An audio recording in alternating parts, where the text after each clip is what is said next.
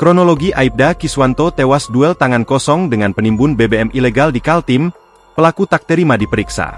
Aibda Kiswanto, seorang polisi gugur saat bertugas mengamankan penimbun BBM ilegal yang beraksi di Kecamatan Muara Komam, Kabupaten Pasir, Kalimantan Timur, Selasa, 17 Desember 2024. Aibda Kiswanto yang menjabat sebagai PS Kanit Reskrim Polsek Batu Sopang meninggal dunia, usai duet tangan kosong dengan pelaku.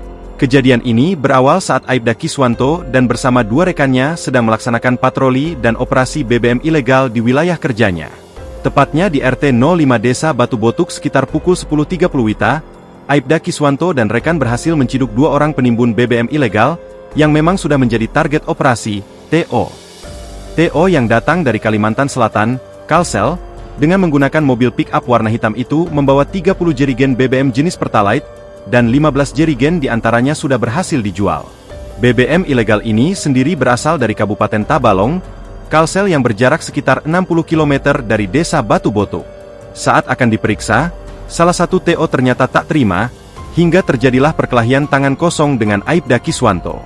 Dalam perkelahian itu, Aibda Kiswanto terkena pukulan di bagian kepala, dan akhirnya roboh.